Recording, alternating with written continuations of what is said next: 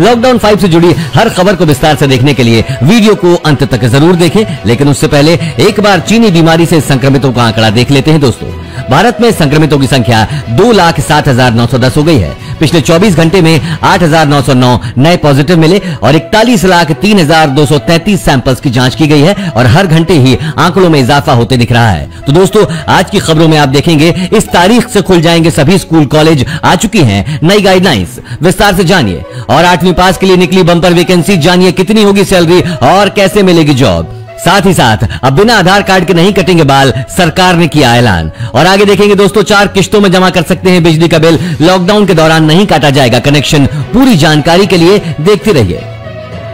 लेकिन उससे पहले इस वीडियो को बनाने में मुझे बहुत मेहनत लगती है और इस मेहनत के लिए वीडियो को आप एक छोटा सा लाइक जरूर कर दीजिए।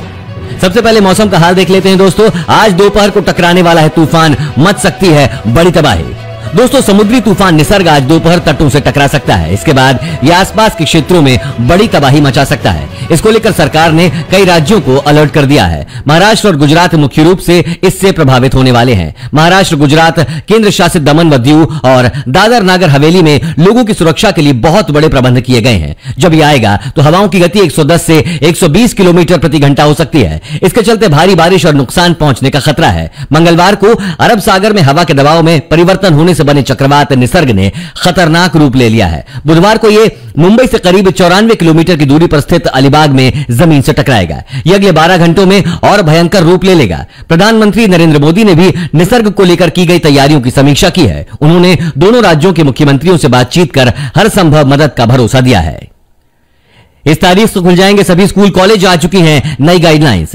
केंद्रीय गृह मंत्रालय ने शनिवार को अनलॉक 1 के दौरान कई तरह की छूट दी और यह भी कहा कि राज्यों और केंद्र शासित प्रदेशों के साथ सलाह मशवरा करने के बाद स्कूल और कॉलेज खोले जाएंगे। गृह मंत्रालय ने कहा कि राज्यों और केंद्र शासित प्रदेशों के फीडबैक के आधार पर जुलाई में इन संस्थानों को फिर से खोलने पर निर्णय लिया जाएगा। केंद्रीय स्वास्थ्य और परिवार कल्याण मंत्रालय इन संस्थानों के लिए एसओपी तैयार करेगा। गृह मंत्रालय ने कहा दिशा निर्देश 1 जून 2020 से लागू होंगे और 30 जून 2020 प्रभावी रहेंगे। फिर से खुलने के मौजूदा चरण में अनलॉक 1 का आर्थिक फोकस होगा। इसी के साथ कॉलेज में भी एग्जाम 1 जुलाई से होने की तैयारी में है। 1 से 15 जुलाई तक कॉलेज के एग्जाम शुरू हो जाएंगे। ये एग्जाम बस तीसरे वर्ष के बच्चों के लिए जाएंगे। बाकी पहले और दूसरे वर्ष में पढ़ने वाले बच्चों को उनके प्रैक्टिकल और इंटरनल मार्क्स के हिसाब से प्रमोट कर दिया जाएगा। 8वीं पास के लिए निकली बंपर वैकेंसी, जानिए कितनी होगी सैलरी और किसे मिलेगी जॉब। 8वीं पास हैं और सरकारी नौकरी की तलाश कर रहे हैं तो broadcast engineering consultants India limited में निकले पदों पर जरूर रजिस्टर करें। Broadcast engineer consultants India limited यानी एमटीएस 464 पदों पर भर्तियां करने वाली है। इन पदों पर रजिस्ट्रेशन की प्रक्रिया चल रही है। रजिस्टर की आखिरी तारीख 15 जून 2020 है। इन पदों पर 8वीं पास रजिस्टर कर सकते हैं। इच्छुक और योग्य उम्मीदवारों को basil.com पर जाकर रजिस्ट्रेशन कराना होगा। इस वीडियो को देखते रहिए दोस्तों, क्योंकि आगे आने वाला है इस बैंक में खाता तो सुन ले, झेलना पड़ेगा बड़ा नुकसान। अब बिना आधार कार्ड के नहीं कटेंगे बाल, सरकार ने किया ऐलान।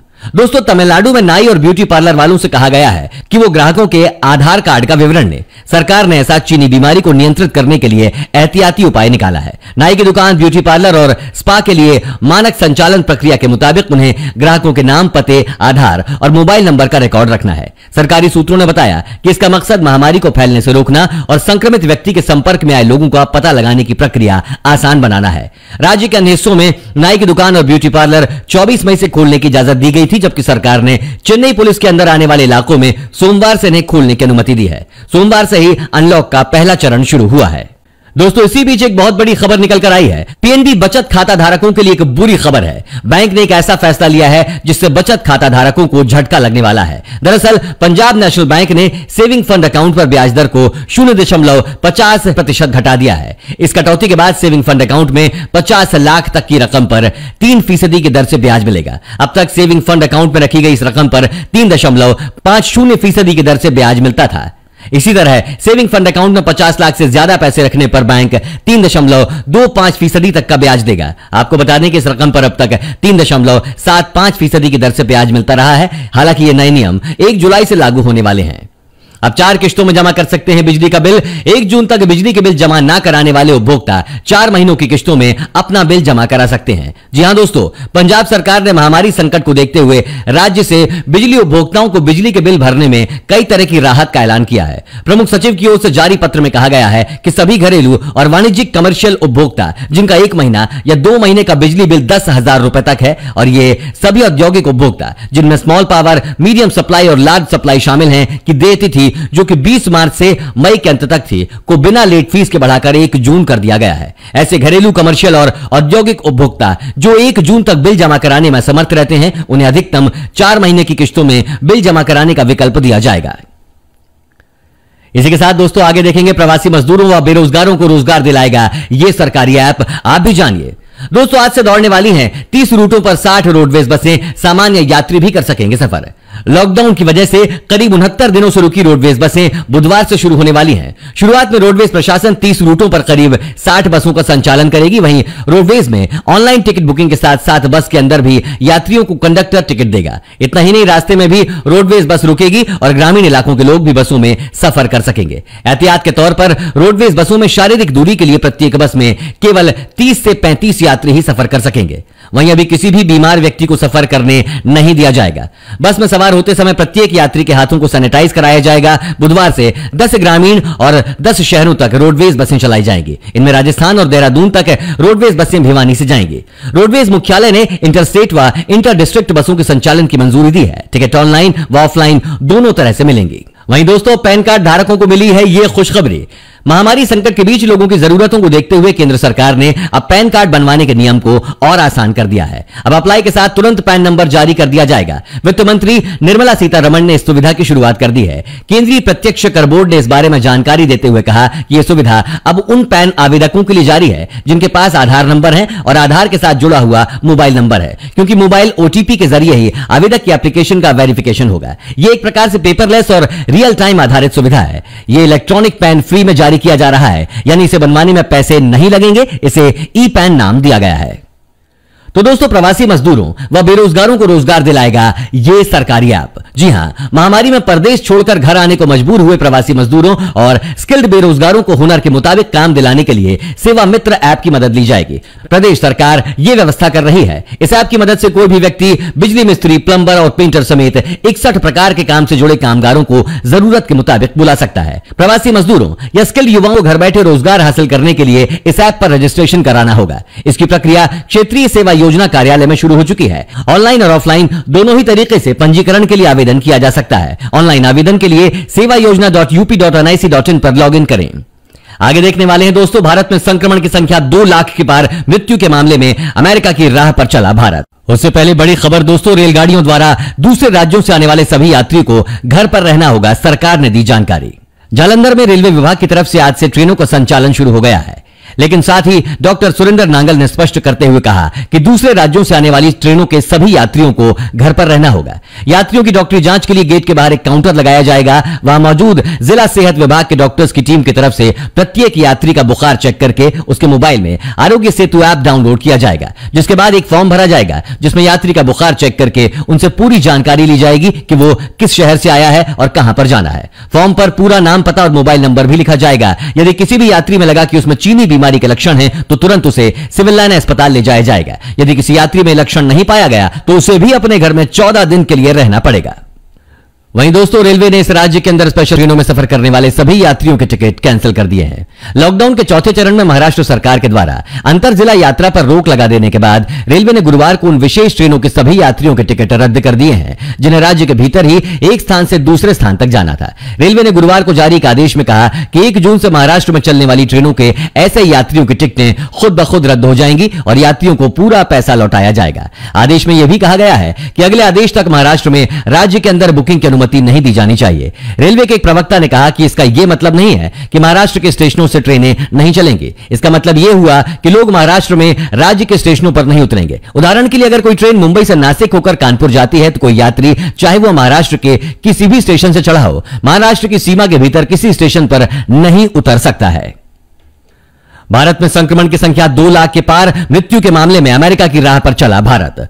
पूरी दुनिया में संक्रमण की संख्या 63,84,596 पहुंच गई है। इनमें से 3,77,803 लोगों की मौत हो गई है और 28,21,044 लोगों को बचाया जा चुका है। वहीं भारत की बात करें तो पिछले 24 घंटे में भारत में 8,000 से अधिक नए मामले सामने आए हैं और 216 लोगों की मौत हुई है। भारत में संक्रमण का आंकड़ा 2 लाख के पार पहुंच गया है। स्वास्थ्य मंत्रालय की ओर से बताया गया कि देश में मरीजों के ठीक होने की दर 48% और मृत्यु दर 2.82% है, जो दुनिया में सबसे कम है। भारत में 2,07,615 मामलों की पुष्टि हुई है और 8,909 नए केसेस सामने आए हैं। फिलहाल कुल 97,008 मामले सक्रिय हैं। 1,03,03 लोग ठीक हो चुके हैं और 5,829 लोगों की मौत हो गई है। दोस्तों, अब आप देखेंगे 3 महीने तक बिजली बिल देना होगा 50 रुपए, 1 करोड़ उपभोक्ताओं को मिलेगा फायदा। इसी के साथ दोस्तों यूपी बोर्ड के रिजल्ट की डेट आ चुकी है। माध्यमिक शिक्षा परिषद की हाई स्कूल और इंटरमीडिएट बोर्ड परीक्षा 2020 का परिणाम 27 जून को आएगा। परीक्षा में कुल 4,80,591 विद्यार्थी प्रेजेंट नहीं रहे हैं। बोर्ड परीक्षा की आंसर शीट का मूल्यांकन लगभग पूरा हो गया है। यूपी के उप मुख्यमंत्री डॉक्टर दिनेश शर्मा ने बताया कि हाई स्कूल परीक्षा में 30,24,632 और इंटरमीडिएट के 25,86,440 परीक्षार्थी सहित बोर्ड परीक्षा में कुल 56,11,072 पंजीकृत हुए थे। उन्होंने बताया कि हाई स्कूल में पंजीकृत परीक्षार्थियों के 16,62,334 छात्र व 13,62,298 छात्राएं हैं। इंटरमीडिएट में पंजीकृत परीक्षार्थियों में 14,64,604 छात्र व 11,21,836 छात्राएं हैं। दोस्तों, कुछ ही दिन पहले सोने चांदी का रेट बहुत गिर गया था, लेकिन अब सोने चांदी के दामों ने रफ्तार पकड़ ली है। जून महीने की शुरुआत के साथ ही चीजें बदलने लगी हैं। लॉकडाउन के कारण ज्वेलर्स शॉप बंद थे, लेकिन 1 जून से अनलॉक 1.0 में सोने चांदी की दुकानों को खोलने की छूट मिल गई है। सराफा बाजार और ज्वेलर्स की दुकानों के खुलने के बाद ही सोने की कीमत में लगातार तेजी हो रही है। 2 जून को भी सोने की कीमत में बड़ी बढ़ोतरी देखने को मिली। हालांकि बाजार बंद होने तक ये रफ्तार कमजोर पड़ गई। मंगलवार 2 जून 2020 को सराफा बाजार में सोने की कीमत सुबह 141 रुपए की तेजी के साथ बढ़ने लगी। सुबह बाजार खुलने के बाद सोने ने रफ्तार पकड़ी और 24 कैरेट वाले 10 ग्राम सोने का भाव 47,184 रुपए प्रति 10 ग्राम तक पहुंच गया। मोदी सरकार ने लिया बड़ा निर्णय। 1.7 करोड़ किसानों को मिलेगा बिना गारंटी के 3 लाख रुपए का लोन। मोदी सरकार ने देश के कुछ किसानों के लिए किसान क्रेडिट कार्ड पर बिना गारंटी लोन लेने की सीमा बढ़ाकर 3 लाख रुपए कर दी है, जबकि यह पहले 1.60 लाख रुपए ही था। इससे लोन लेना आसान हो जाएगा, लेकिन यह सुविधा सबको नहीं मिलेगी। जिन किसानों का दूध सीधे तौर पर मिल्क यूनियन द्वारा खरीदा जाता है, उन्हीं को यह लाभ मिलेगा। इससे डेयरी किसानों के लिए सस्ते दर पर पैसे की उपलब्धता होगी और बैंकों को कर्ज चुकता करने में आसानी भी मिलेगी। देश में 1.7 करोड़ किसान ऐसे हैं जो 230 मिल्क यूनियनों के साथ जुड़े हैं। अगर ये लोग अपना कारोबार लेने के लिए पैसा चाहते हैं तो उन्हें बिना परेशानी के पैसा मिलेगा। 3 महीने तक बिजली बिल देना होगा 50 रुपए, 1 करोड़ उपभोक्ताओं को मिलेगा फायदा। मध्य प्रदेश के मुख्यमंत्री शिवराज सिंह चौहान द्वारा लॉकडाउन के कारण हुई परेशानी के मद्देनजर बिजली उपभोक्ताओं को राहत देने के लिए की गई घोषणाओं के संबंध में ऊर्जा विभाग द्वारा आदेश जारी कर दिए गए हैं। आदेश के अनुसार ऐसे घरेलू उपभोक्ता जिनके बिजली के बिल अप्रैल में 100 रुपए या उससे कम आए थे तथा मई जून जुलाई में भी 100 रुपए से कमाएंगे, उनसे मई जून जुलाई की राशि के स्थान पर सिर्फ 50 रुपए महीने का भुगतान लिया जाएगा। राज्य सरकार के इस निर्णय से लगभग 63 लाख हितग्राहियों को 100 करोड़ रुपए का लाभ होगा। ऐसे घरेलू उपभोक्ता जिनके बिजली के बिल अप्रैल में 100 रुपए से अधिक परंतु 400 रुपए या उससे कम आए थे, उनके मई जून और जुलाई में देयक राशि 400 रुपए से ज्यादा आने पर उनसे इन 3 के लिए मात्र 50% भुगतान लिया जाएगा। इसी के साथ दोस्तों देश भर में मॉल खोलने की तैयारी हो चुकी है। महामारी के चलते देश भर में मॉल बंद पड़े हुए हैं। अनलॉक 1.0 के तहत 8 जून से देश भर में मॉल खोले जा सकते हैं। ऐसे में मॉल प्रबंधन की तरफ से तैयारियां शुरू कर दी गई हैं। मॉल आने वाले ग्राहकों को सुरक्षित करने के लिए एंट्री गेट पर ऑटोमेटिक सैनिटाइजर मशीनें लगाई जा रही हैं। गुरुग्राम के एम्बियंस मॉल में ग्राहकों को चीनी बीमारी से सुरक्षित करने के लिए 45 एंट्री गेट्स पर सैनिटाइजर डिस्पेंसर यूनिट इंस्टॉल की गई है। संपर्क रहित सैनिटाइजर डिस्पेंसर ओक मिस्ट वाटर मिस्ट एडिटर तकनीक पर आधारित है। यह इकाई संपर्क के बिना काम करती है। यह एक अल्ट्रासोनिक सेंसर के माध्यम से सक्रिय होती है। इसका वर्तमान में Rashtrapati Bhavan, PMO, supreme court, गृह मंत्रालय सहित सरकारी कार्यालयों में उपयोग किया जा रहा है। रायोट लैब के प्रमुख कार्यकारी अधिकारी शिशिर गुप्ता ने बताया कि महामारी ने पूरी दुनिया को बदल दिया है और अपना देश भी इससे अछूता नहीं है। बतौर भारतीय नागरिक अपने देश की सुरक्षा में हमारी भी जिम्मेदारी है। इसी पक्ष को ध्यान में रखते हुए रायोट लैब ने महामारी से लड़ने के लिए संपर्क रहित सैनिटाइजर की एक श्रेणी बनाई है। दोस्तों, जैसा कि आप जानते हैं, लॉकडाउन को धीरे धीरे खोला जा रहा है। ऐसे में आपको क्या लगता है कि यह करना सही है या नहीं? क्योंकि महामारी के मामले दिन प्रतिदिन बढ़ते ही जा रहे हैं। आप अपना जवाब हमें कमेंट में जरूर बताएं।